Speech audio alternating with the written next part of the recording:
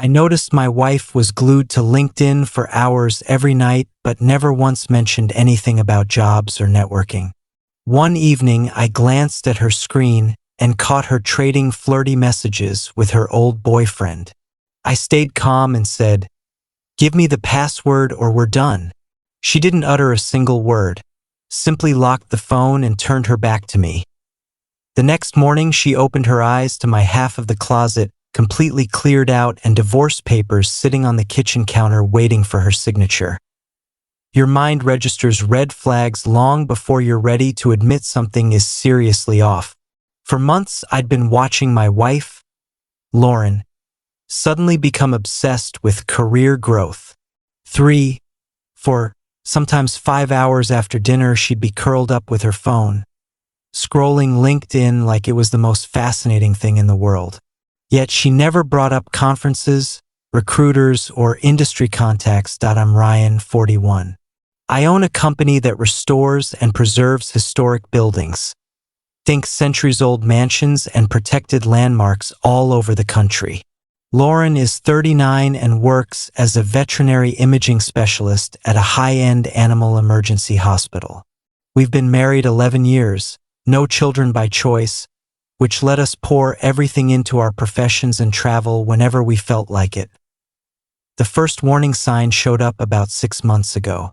Lauren began carrying her hospital-issued tablet home every single night, something she'd literally never done in the previous decade.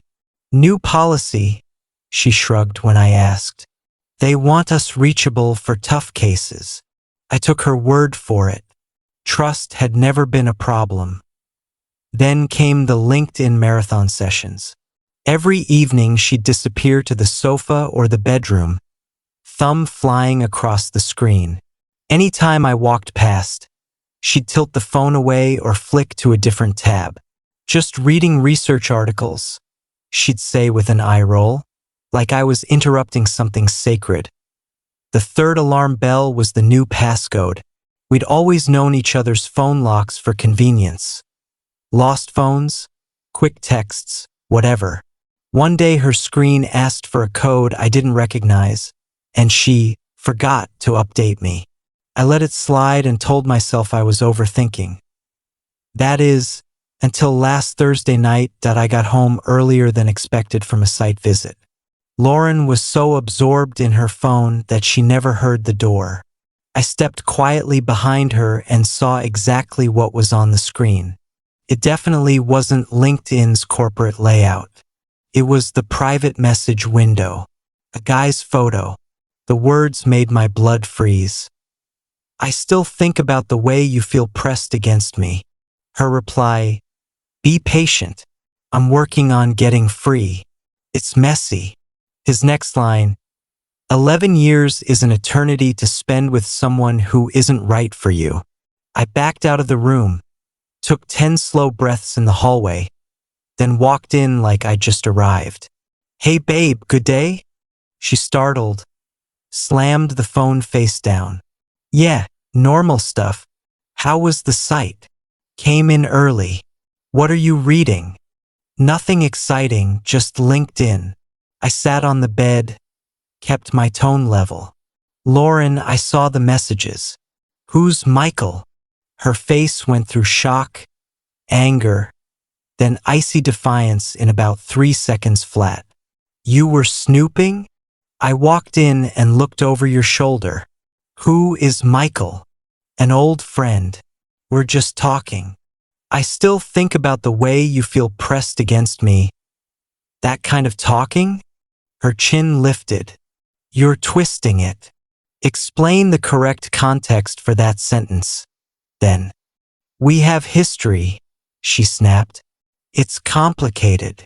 "Complicated is flirting while you're married? Or complicated is planning to leave me for him?" She folded her arms. "It's harmless. Everyone does it. I don't. And you're not supposed to." She actually laughed. "God, Ryan, it's words on a screen, not sex. Emotional cheating is still cheating.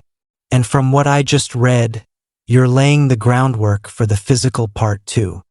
You saw 10 seconds of a private conversation, then open the phone and prove there's nothing else. Dead silence. She clutched the device to her chest. I'm allowed privacy. Not when another man is talking about your body and telling you our marriage was a waste of your life. You're being controlling. No, I'm drawing a boundary. So here's the choice. Unlock the phone right now or I'm done. Password or divorce. She stared at me for a long beat, then deliberately pressed the lock button, set the phone on the nightstand, and rolled away from me. I'm going to sleep. We'll talk when you're rational. That was all I needed to hear. I waited until she was out cold, then went to my office. This wasn't the first time I'd quietly worried. 3 months earlier, when the secrecy first started, I'd already met with my lawyer, just to know my rights if things went south. I called him at home, apologized for the hour, explained what I'd just seen. He told me to come in first thing.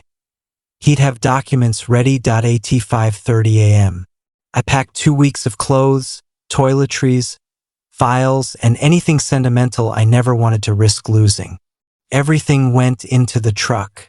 Then I executed the plan I'd laid out overnight. Moved exactly half of every joint account into a new individual account, perfectly legal protective step in our state. Left the other half untouched for her immediate use. Finalized details with counsel.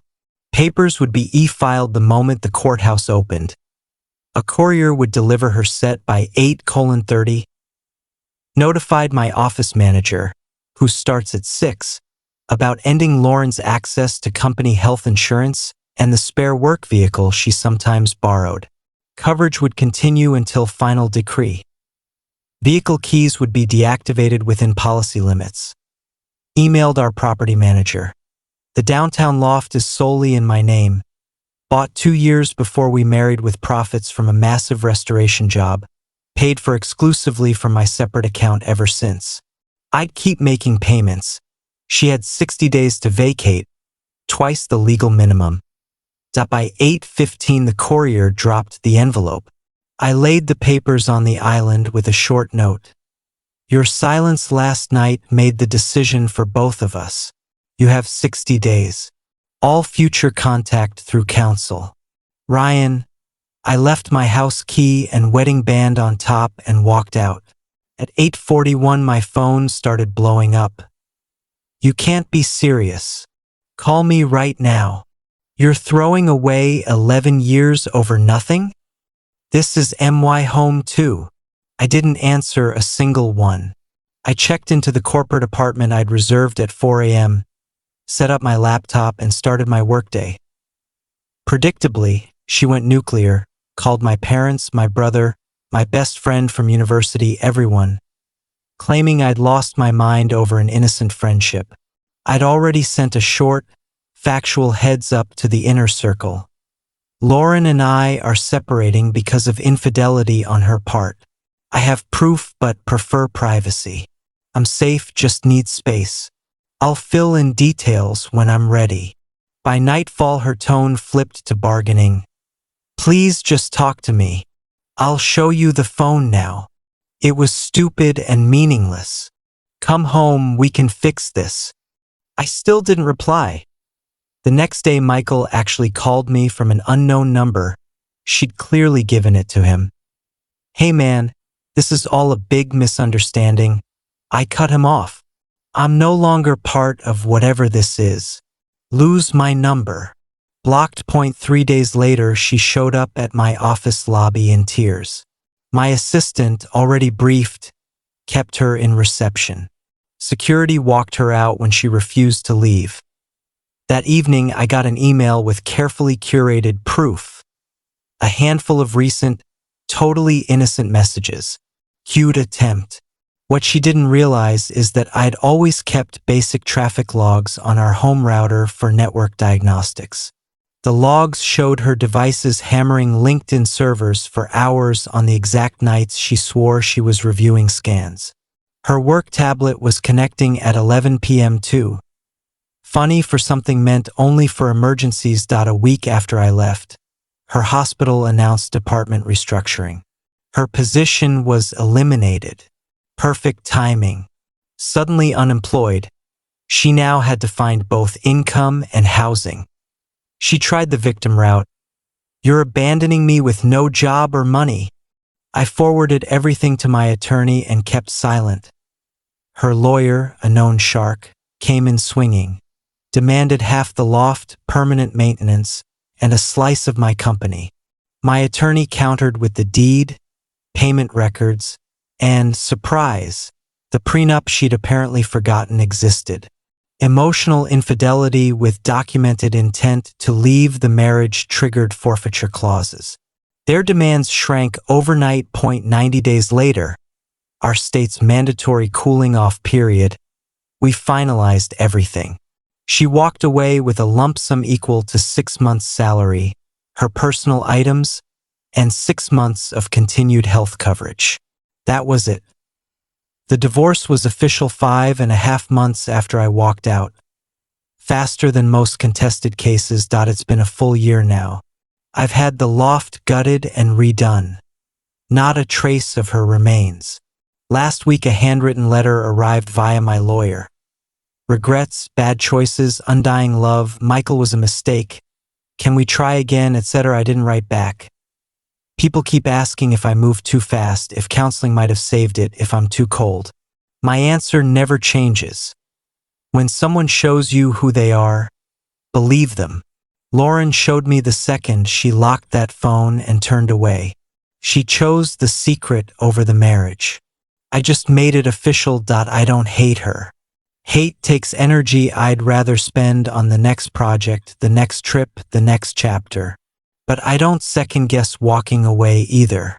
Self-respect isn't negotiable. Some boundaries, once crossed, don't get renegotiated. You just close the door and keep building. Edit/FAQ, kept exactly parallel to original. Why didn't I grab the phone while she slept? Because her refusal when confronted face-to-face was all the proof I needed. I don't need a play-by-play of the betrayal. I just need to know it exists. Was 60 days too harsh? The loft is 100% premarital separate property, paid for solely by me before and during the marriage. I gave her double the legal notice and left her immediate access to half of all liquid joint funds. Who was Michael? Vet school ex, the one that got away in her head. LinkedIn suggested him, they reconnected, he fed her ego. He's married with 3 kids and was never leaving his wife. She was just a midlife thrill for him. Router logs legality? Standard diagnostic logging I set up myself years ago. Only showed connection times and destinations, never message content. No spyware, no illegal monitoring. Was this all too fast? I'd already consulted counsel 3 months earlier when the secrecy started. The machinery was in place. I didn't decide overnight. People call me cold. How else should I have handled it? When your spouse is having an emotional affair and refuses transparency when directly asked, the alternatives are begging, denial, or years of suspicion. I chose the clean, fast cut. Sometimes that's the most respectful thing you can do for both of you.